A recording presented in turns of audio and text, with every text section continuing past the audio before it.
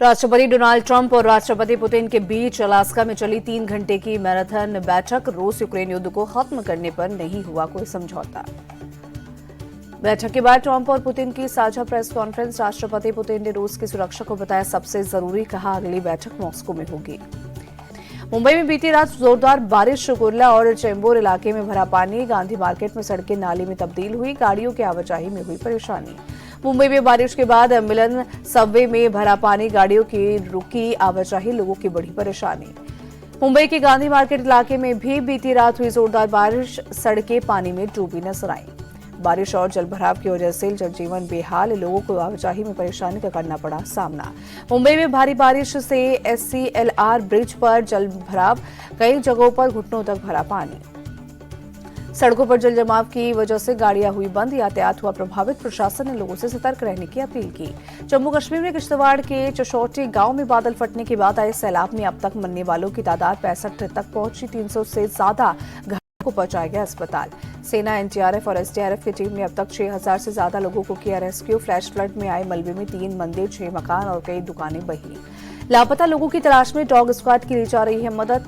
राहत कर्मियों के मुताबिक मुश्किल हालात की वजह से कम 1 हफ्ते चलेगा search operation.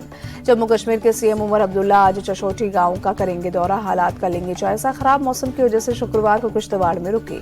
CM Omar Abdullah ने उठाया सवाल, किश्तवाड़ में आपदा की चेतावनी के बावजूद सुरक्षित स्थानों पर क्यों नहीं भेजे गए लोग, जांच करवाने का दिया भरोसा।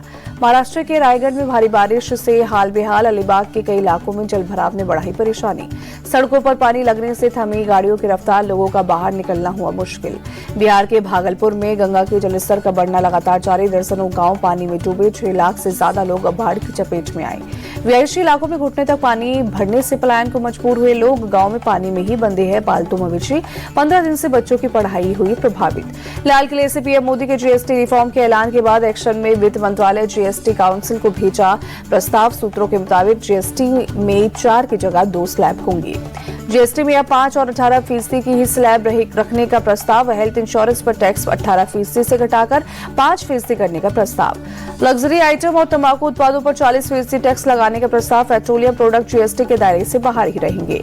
बीजेपी नेता शाइना NC ने मोदी सरकार को बताया संवेदनशील, कहा GST सुधार से लोगों को काफी फायदा होगा।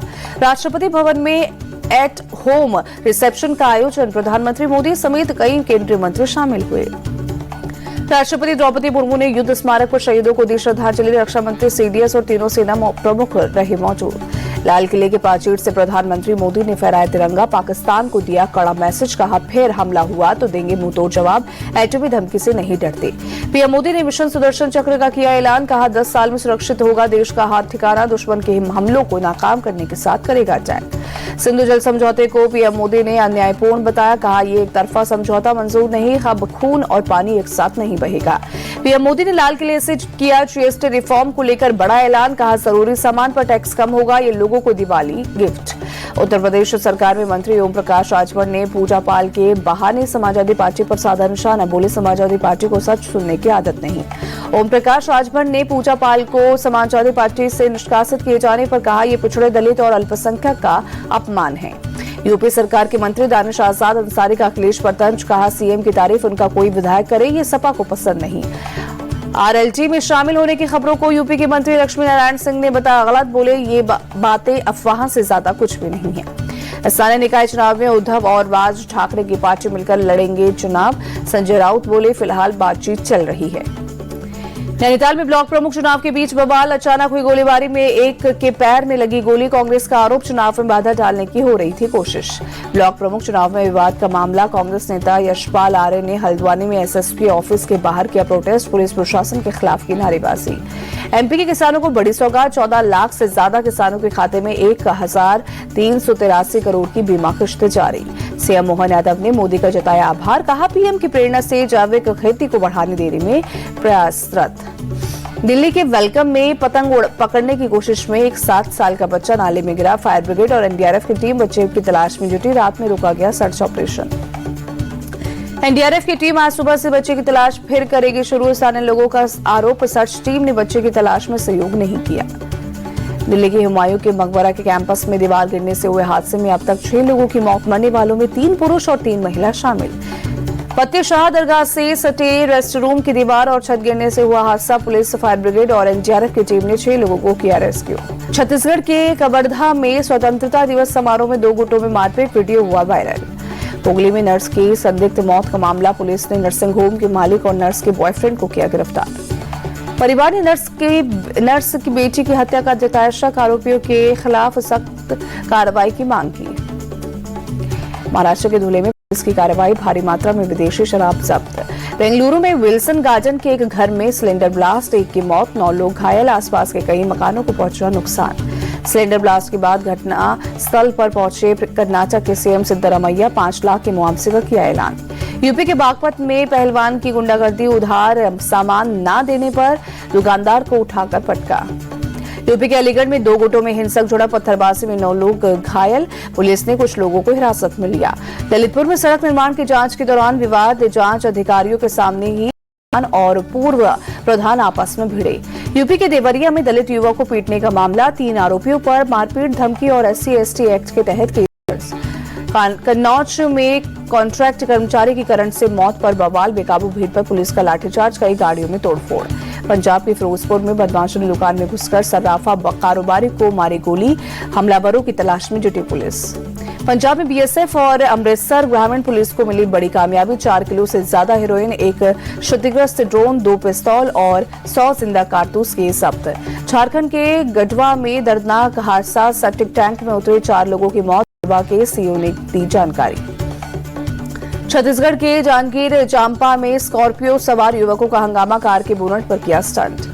राजस्थान के राजसमंद में पुलिस ने 5 आरोपियों की निकाली परेड, आरोपियों ने एक युवक को लाठी डंडों से पीटने के बाद मारा था चाकू। तेलंगाना के मोइनाबाद में ड्रग पार्टी पर एक्शन, पुलिस ने 51 को पकड़ा।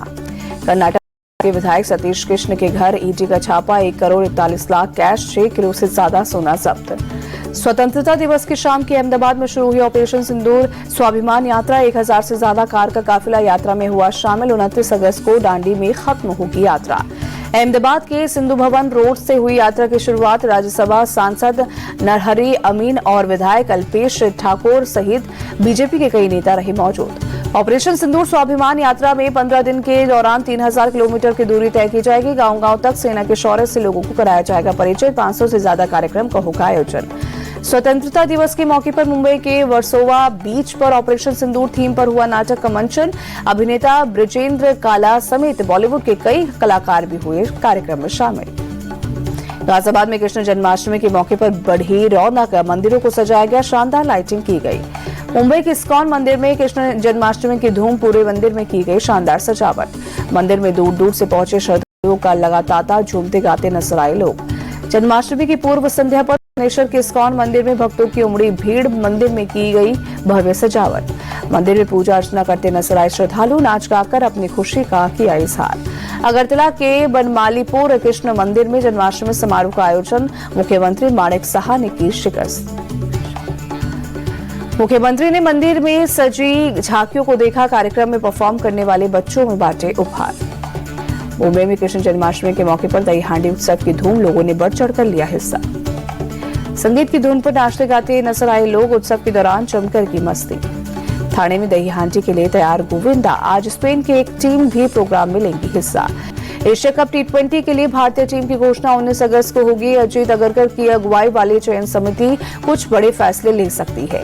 एशिया कप के लिए भारतीय टीम में रिंकू सिंह को मौका मिलना मुश्किल, शुभमन गिल और श्रेयस पर चर्चा जारी। अर्जेंटीना के फुटबॉलर लियोनेल मेसी के भारत दौरे को अंतिम मंजूरी मिली। 3 दिवसीय दौरे का आगाज 12 दिसंबर को कोलकाता से होगा। लियोनेल मेसी कोलकाता के बाद अहमदाबाद, मुंबई और दिल्ली जाएंगे। 15 दिसंबर को प्रधानमंत्री नरेंद्र मोदी से उनके आवास पर मुलाकात के साथ दौरा खत्म होगा। एशियाई निशानेबाजी चैंपियनशिप में ओलंपिक पदक विजेता मनु भाकर भारत की चुनौती की अगुवाई करेंगी। मनु भाकर महिलाओं की 10 मीटर एयर पिस्टल और 25 मीटर पिस्टल दोनों स्पर्धाओं में शामिल होंगी। डायमंड लीग में नीरज चोपड़ा और अरशद नदीम के बीच नहीं होगी टक्कर, नीरज चोपड़ा टूर्नामेंट में नहीं ले रहे हैं हिस्सा। जर्मनी के FIH हॉकी विश्व कप 2026 के लिए क्वालिफाई किया। यूरो हॉकी चैंपियनशिप में अब जर्मनी का फाइनल में नीदरलैंड से होगा सामना।